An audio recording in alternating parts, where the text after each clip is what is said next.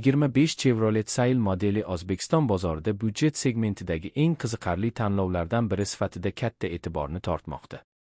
Ushbu model o'zining yangilangan dizayni, sodda boshqaruvi va qulay narxi bilan ko'plab haydovchilarni o'ziga jalb qilmoqda. Avtomobilning tashqi ko'rinishi o'z sinfida zamonaviy va ixcham bo'lib, kundalik foydalanish uchun juda mos. Ayniqsa, O'zbekistonning tor ko'chalari va shahar sharoitiga mos ravishda ishlab chiqilganligi bilan ajralib turadi.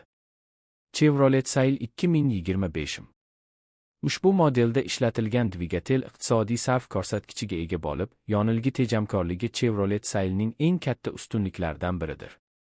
Yengil vazniga mos ravishda dinamikasini yaxshi saqlab, shahar ichida ham, shahar tashqarisida ham barqaror yurishni ta'minlaydi. Bundan tashqari, avtomobilning suspenziya tizimi notekis yo'llarda ham yumshoq harakatlanish imkonini beradi. Xavfsizlik bo'yicha esa 2025 yilgi modelda yangilangan himoya tizimlari, yaxshilangan tormoz boshqaruvi va avtomobil salon ichidagi multimedia tizimi oddiy va tushunarli bo'lib, kundalik foydalanish uchun yetarli funksiyalarni taqdim etadi. USB ulanishlari, Bluetooth qo'llab-quvvatlashi va qulay boshqaruv tugmalari foydalanuvchiga qo'shimcha qulaylik yaratadi.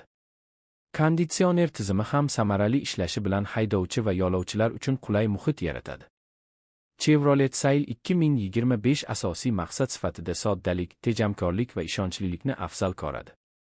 Shu sababli ushbu model haydovchilikni endi boshlaganlar hamyo. O'zbekiston bozorida aynan shu segmentdagi avtomobillarga bo'lgan talab yuqori bo'lgani sababli Chevrolet Sail 2025 ko'plab insonlarning diqqat markazida turibdi.